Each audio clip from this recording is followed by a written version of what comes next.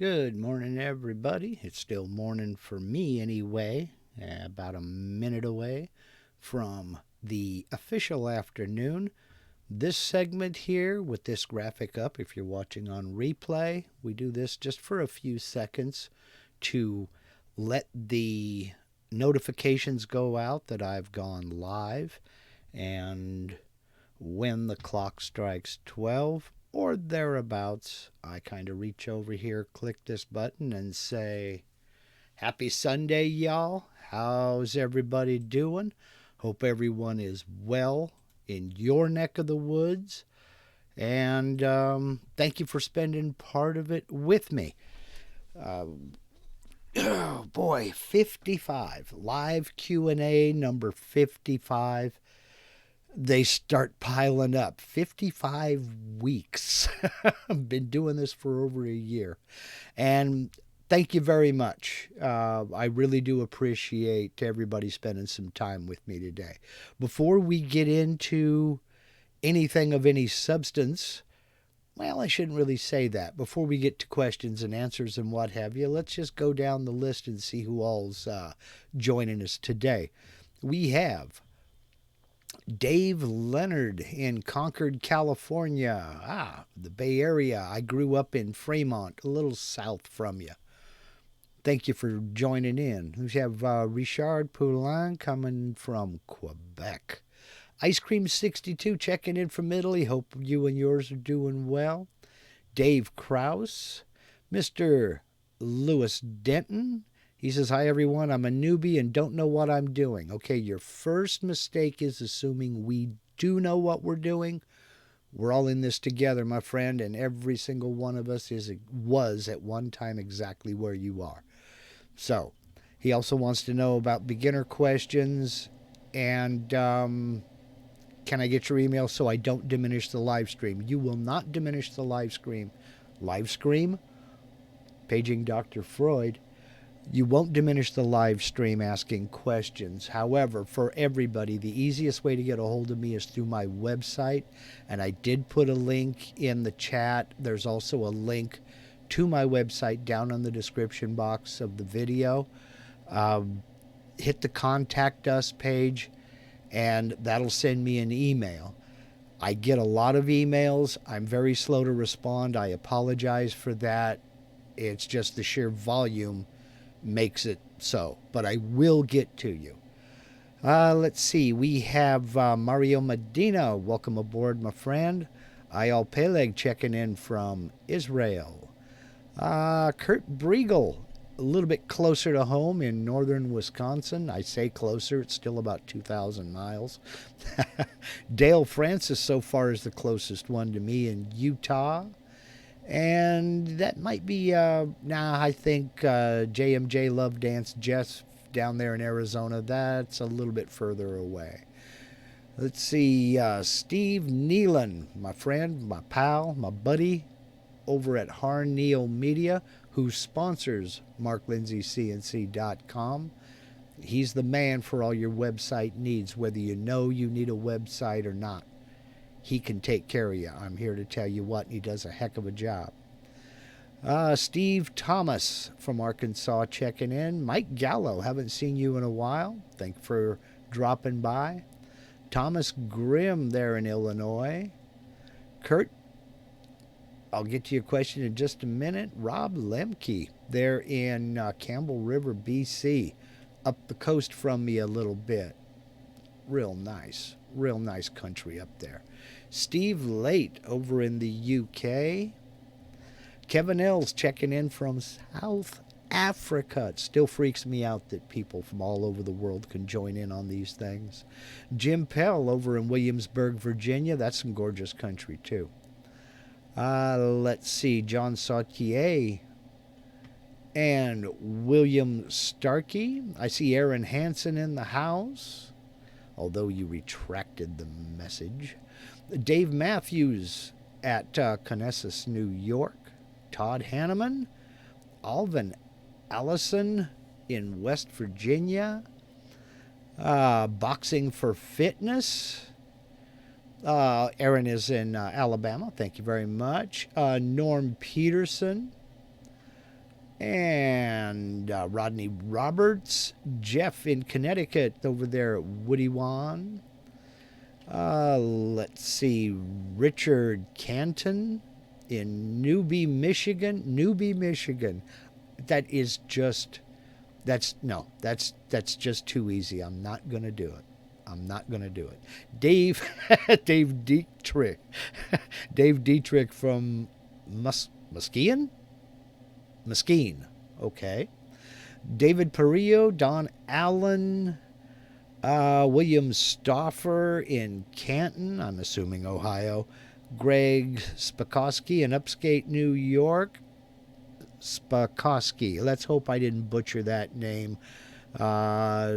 David Perillo's in Nebraska, and Shane Webb from Virginia. Welcome aboard, everybody. Thank you very much for spending some of your Sunday with me, and Ronald Ledger sneaking in from Bedford, Quebec. So this is kind of, I don't want to panic anybody here, but this is an announcement that I'm going to make. Today, the video that went live was episode 50 of the Vectric for Absolute Beginner series. Don't panic, but it was also the last video I'm going to be posting under that title of that series, Vectric for Absolute Beginners. The reason for that is I stopped doing Absolute Beginners probably in part 20. These are some pretty advanced projects, so to come along and call this an absolute beginner project is pretty misleading and, in fact, can get people in trouble. So I'm going to drop the Absolute Beginner Series title. That doesn't mean I'm going to stop doing what I'm doing. I'm going to continue on. They're just not going to have that title anymore. Because, let's face it, texturing and 3D carving and what have you, that is not a beginner's project. So I'm just going to back off on calling it Absolute Beginners. I do still have plans. I got a list a mile long of videos to do as far as carving different materials, rotary axis projects. I am going to get into photo V carving and inlays and halftones and things like that. It's just that those are not beginners' projects. So I'm going to continue to refer people to the Absolute Beginner series. And in fact, you will find in every video that has to do with CNC on my YouTube channel, down in the description, you'll find a link to the playlist for the Vectric for Absolute Beginners. The entire series, all 50 episodes, including today's video. I'll also continue to do these live streams every Sunday. I mean, I have a lot of fun. I hope you all do. And we get a good crowd here. And I've made a lot of friends this way, and I want to continue it. So it's just no longer going to have that title, Vectric for Absolute Beginners. So that's all I wanted to say about that. So let's go ahead and get into some questions and answers and see what is going on. Lewis, your questions are more than welcome, and feel free to throw in anything that you'd like. If you would rather go ahead and send it to me in an email, that's fine too. Just whatever you're comfortable with. Let's see. Kurt Briegel wants to know, I looked and didn't see if it is there. Did you do a tutorial on tiling using VCarve or Aspire? Not as such. I did not do a tutorial on my channel. I did, however, I was a guest on the CNC with Dave show a few years back, and I will go back and look for that episode. We talked about tiling, and I did demonstrate it in VCarve. But it was not so much a tutorial as it was just kind of showing that it could be done. I will look for it. And when I find that episode of the CNC with Dave show on Dave Gatton's channel, I'll put a link to it in the description of this video. So give me about 10 minutes after we finish going live, and I'll have all the links of everything that I need to link down in the description of this video. I just haven't needed to use tiling on my CNC, so I can't come up with a project really that would demonstrate it. I'm a home hobbyist, and my shop time is limited, so I have to limit it to projects I actually need to cut. And I just haven't needed tiling yet. So that's why I haven't done one. Let's see. IL Peleg says to Lewis, I've never seen anybody here being told off for asking a newbie Q, and you will not see anybody being told off, at least by me. If someone else in the chat starts getting froggy, we might have to take care of that. But I don't believe there is any such thing as a dumb question. I think the only dumb question, it's a cliche and I know it, but I think the only dumb question is the one you don't ask. Because you're probably not the only one with that question. And that's how we all learn. That's how we all get better. And I hope that's how we all grow, which is kind of the point. So don't ever be embarrassed to ask any kind of question. So let's see. And Thomas Grimm is exactly right. Besides, sometimes some of us need refreshed. So let's see. Todd Hanneman says, how's the new shop coming, Mark? I'm kind of ambivalent about revealing too much, but it's coming along just fine. There will be an update, maybe later on this month or early October. So let's see. Boxing for Fitness wants to know, are NEMA 23s strong enough to CNC metal? It's less about the motors than it is about the machine itself, the weights you're trying to move, and the type of mill that you're using. And I would recommend, if your primary focus is going to be CNCing metal, that you look into a CNC mill and not a CNC router, unless you're talking about something soft like aluminum, an occasional piece or what have you. CNC routers are primarily made for wood, foam, plastics, things like that. They're not specialist machines for metal. And we're not talking about CNC plasma. That's a different animal to get altogether.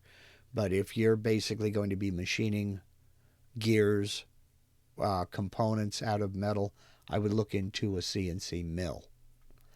And depending upon the size of the mill, NEMA 23s may be strong enough, but it's going to depend on the size of your work table, how much weight that table is before you even get any tooling or metal on it. You might jump up to NEMA 34s. You might go with servos. So it's kind of an open-ended question. So I'm going to give you the answer that everybody dreads. It depends. So let's see. What else we have going on here? William Starkey, Mark, what font did you use in today's demo? That font is called, let me look for it here real quick. That font is called Davida, Davida. And I'm going to be honest with you, I do not know where I got that. But I'll put it down here in the comments, or not in the comments, but I'll put it in the chat, the proper spelling of it. I don't know where I got it. I have so many fonts, it's not even funny. About 1,300. And coming up on 1,400, in fact. Some of them I got online when I needed to do a specific project. Some came with other applications. For instance, my video editing software came with a bunch of fonts for titling and subtitling and things of that nature. And when a font is loaded into Windows, VCarve, Aspire, Cut2D has access to those fonts. So I don't know where I got it from. It may be something you can find online. It may not. I hope that helps. Okay, let's see. Shane Webb wants to know, what is your favorite bit set for tiny, intricate carvings? Well, I don't usually buy bits in sets. I buy bits as I need them, and I've done that for years and years. I learned that from my grandfather. You can spend a lot of money on tools that you will never use. So I buy things as I need them. And this sounds like a cop-out, but it is the case. My favorite bit is the one that does the job. Now, when you say tiny, intricate carvings, are you talking about 3D carving? Because for that, a tapered ball nose bit with a diameter of about 1/16 of an inch, so that would be what, 0.5 millimeter, something in that neighborhood, that will get down and do some very intricate detail. But it's also going to lead to long machine times, because that's the step over on that bit is going to be very, very tiny. So, it just depends on what you're talking about. For 3D carving, I have 3 bits. All 3 tapered ball nose bits. One of them is a 1/8 inch diameter. I have another that's 1/16 inch diameter, and I'm talking about the tip diameter. And the other is a 1/32 inch tip diameter. And I haven't needed the 1/32 inch tip diameter yet. Just about everything I've had, just about everything I've carved, I've used the 8th and the 16th.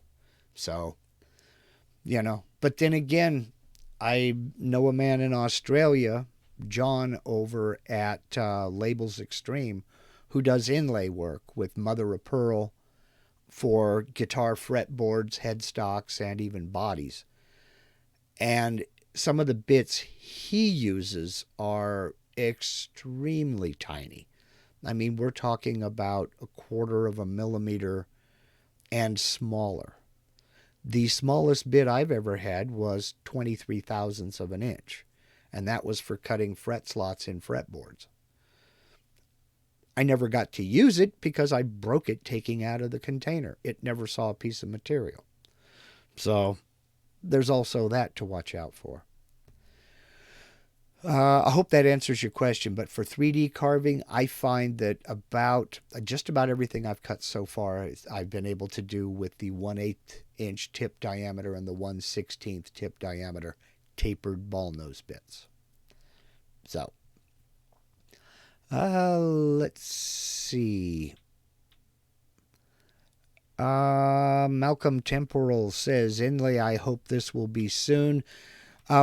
This time of year, I can't get out in the shop and work because it's just simply too hot.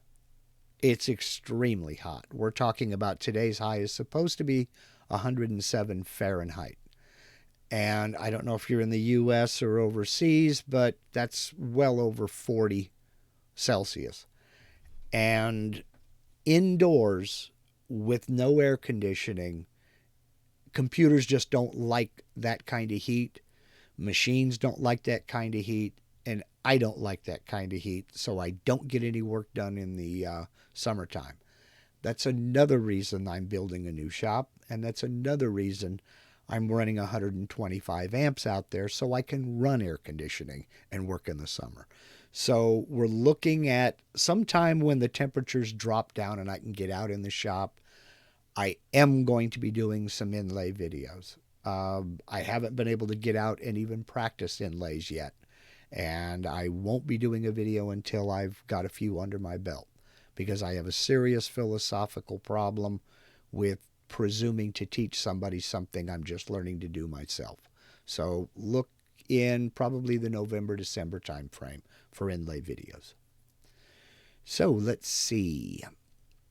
And I hope that answers your question. Let's see. William Starkey, thanks. I'm designing an ordination plaque, and that font would look great. It's a nice font. It really is.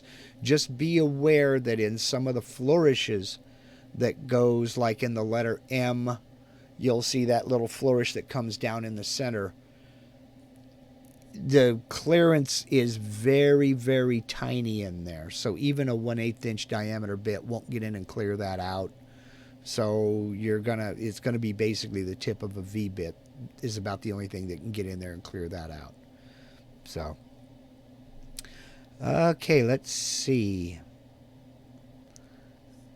Todd Hanneman, for those that use the CA glue and painter's tape, how much glue do you find is enough?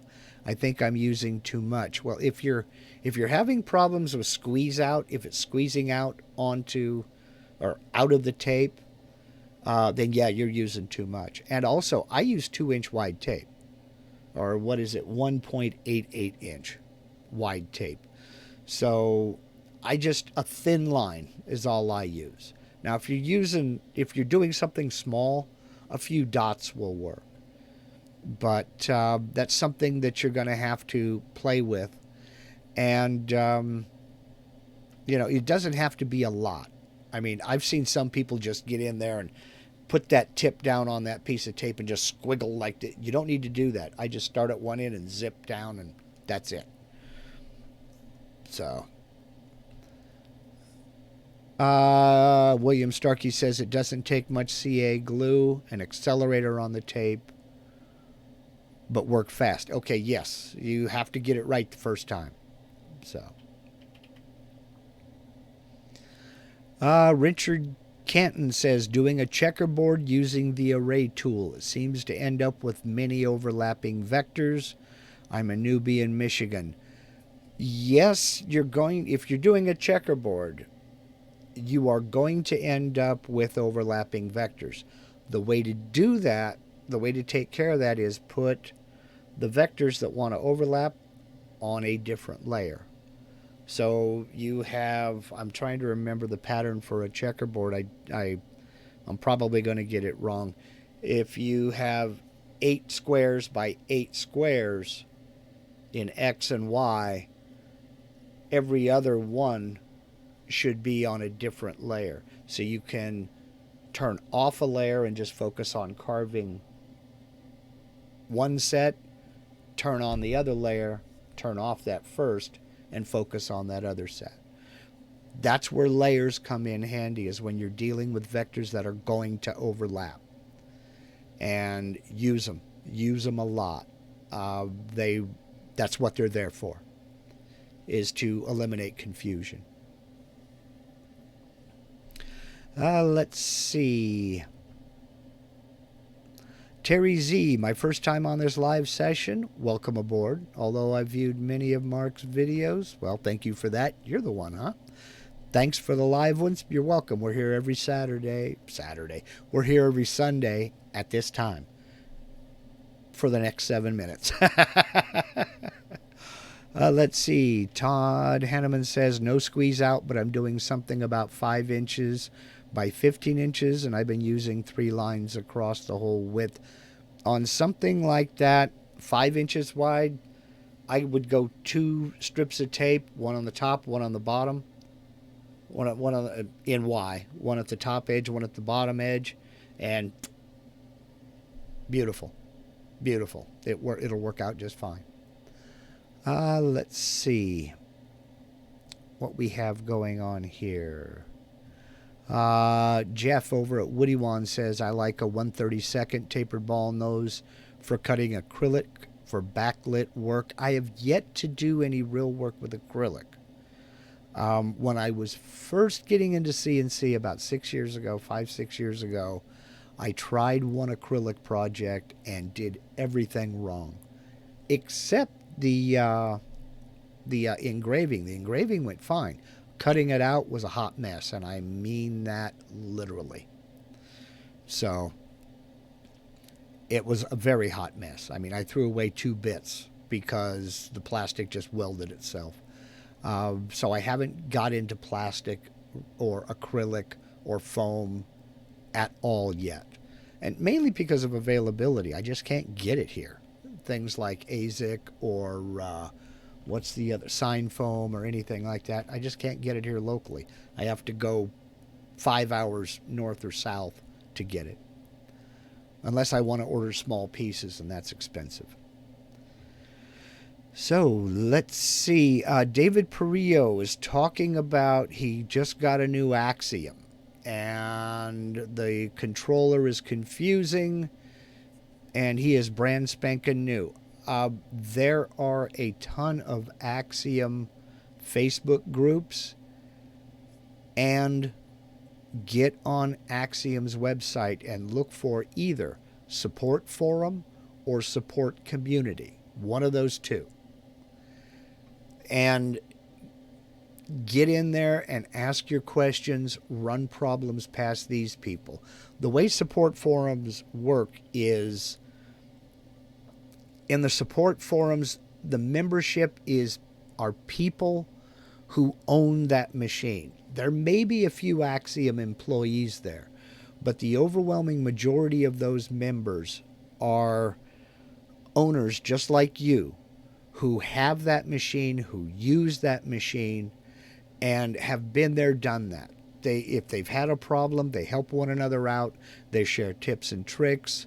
They help troubleshoot if you're having issues.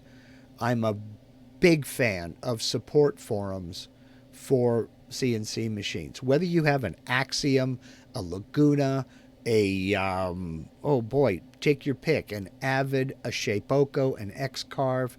Just about every machine manufacturer has a support forum or a support community, or sometimes even a support Facebook group where users can get together and help one another out. So I would head over to Axiom's website and look for it. And if you're on Facebook, get on Facebook and look for Axiom Facebook groups. You won't be sorry, I'm here to tell you. And if you own a off-brand, one of the imports that you got on the cheap, head over to the CNC Zone, cnczone.com, and ask your questions over there. They're a more generic forum that handles just about everything. So, let's see. Alvin Allison wants to know, do you ever use a documentation layer? Generally, no, I've never used a documentation layer. If you are using, let me real quick do a screen share here, bring up Aspire, and we will make sure that I'm in Aspire.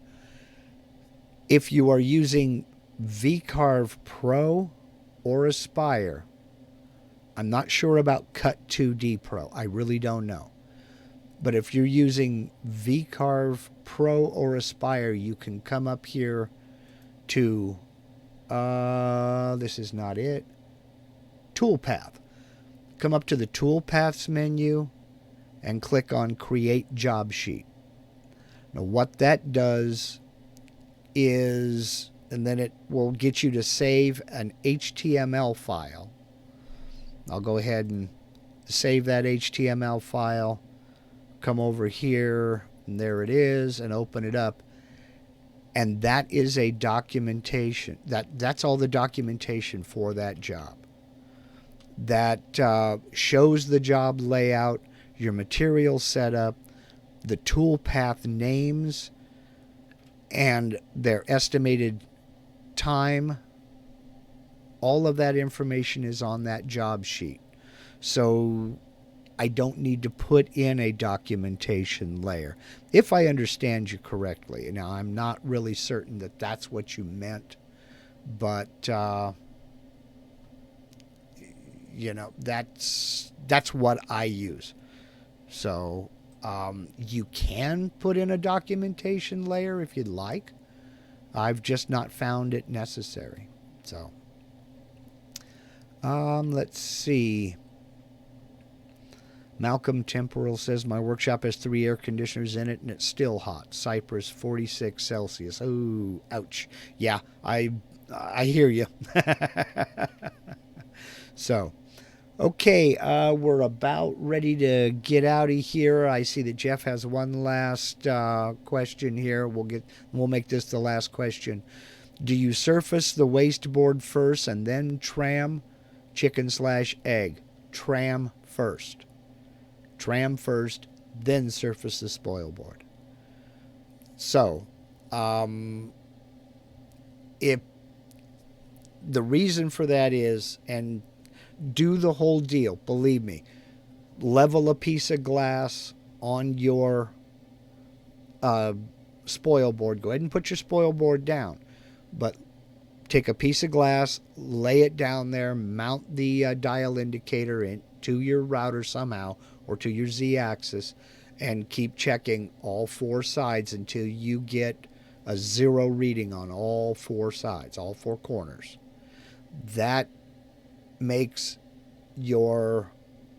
that piece of glass parallel to your gantry. Then go through the tramming and make sure that your router/spindle is perpendicular to that piece of glass and your gantry. If you try to surface the spoil board first and it's off, you're going to, for example, carve this way and you'll get steps. It's called shingling because it looks like a line of shingles on a roof. So, tram first and be patient, bring a lunch and a few beverages. Tramming takes a while, unless you're extremely lucky. Mine took about 4 hours, but because there's a lot of back and forth, loosen, tighten, loosen, tighten, loosen, tighten, adjust this, shim that, move the other. But be prepared for 4 or 5 hours, get it trammed, then surface your spoil board. Because if you surface your spoil board first, then tram your router, your spoil board is now off and you'll have to surface it again. So, hey, Hobby's Woodshop jumping in. How you doing? You're just in time to miss me. Okay, so I hope that answers everybody's question. JMJ, Jeff, sounds like the gantry better be level off also. Yes, that's assuming that you have your gantry straight and level. And it should be, Then again, that's part of tramming, is to make up for any discrepancies in that. Your base should be flat and level. Your table should be flat and level. Your spoil board should be as flat and level as you can get it. Then the final adjustment to dial it in is that tramming. And that makes up for any errors or, because if you are 3/1000ths out in level on your table, then another 2/1000ths out on your tabletop, then another 1,000ths out on your spoil board, it all adds up. So that's what tramming is meant to do, is to get that router or spindle running exactly perpendicular to that tabletop, and then you skimming off the surface of your spoil board to get it nice and flat. So it takes a while. But it's worth it. Believe me. So let's go ahead and call it a day. I will get the link to Dave Gatton's CNC with Dave episode where we talked about tiling. Again, it's not so much a tutorial as it is a demonstration on how it's done. But I'll get that link put in there just as quick as I can. Next week, I'm not sure what the video is going to be. I've got a couple of things on my mind. It could be either one. It's just going to depend on how much time I have. I get to work out in the yard again this week, doing French drain for the backyard, evacuating standing water. Yay me, more digging. So, thank you very much for spending part of your Sunday with me. I really do appreciate it. Shane Webb, no, that's not a guitar behind me. That is 4 guitars behind me. I don't play, I build. That's another topic for another day. Y'all have a great day. Y'all take care. Bye, y'all.